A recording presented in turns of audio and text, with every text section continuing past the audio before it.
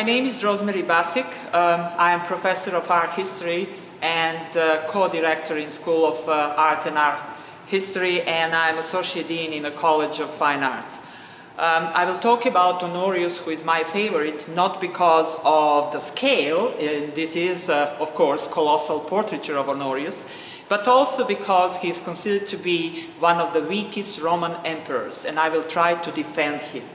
My first defense is that he died of natural causes on September 15, 423, and he was only 38. It means that he was a sick child and ill adult, and therefore he loved to spend time inside of his palaces in Rome and Ravenna, and not really to go and fight in the battlefield.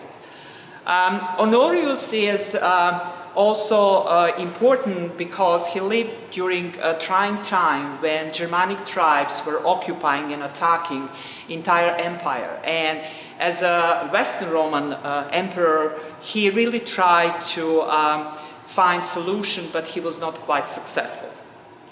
This is hypothetical portrait and attribution to Honorius, and therefore to really correct some of the notion about his personality, I would like to mention a story that may be also hypothetically connected with him. It's a story of the monk Telemachus that is very famous because it is connected with Honorius and one noble act. Monk Telemachus came from Asia Minor, probably Cappadocia in Turkey, and he traveled to Rome to preach the gospel. He was a devout Christian, and therefore he heard about some bloody combats that were happening during gladiator games. So when he strolled to Rome during one of these games, he came into the Colosseum and actually saw gladiators fighting. So he was so absolutely astonished and couldn't quite endure the entire time, so he decided to jump immediately between the gladiators and yell from the top of his lungs, "Stop in the name of Christ." I am paraphrasing, of course. But what happened then, after a minute of silence, of course, audience was really angry and stoned him to death. Or, according to another account, he was actually chopped in pieces by gladiators themselves. But this event was really spread around the city of Rome, and Honorius, 3 days later, on January 1st, 404, issued a decree and put the end to gladiator games. And that is something that nobody mentioned. Yes, it's a hypothetical story, and there are some other versions, but that story was so important that even President Ronald Reagan, during his national breakfast prayer in 1984, mentioned story of Telemachus.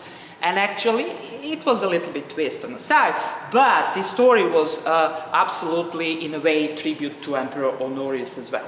So this kind of event in Christian history is important because Honorius' mother, Aelia Flacilla, was devout Christian.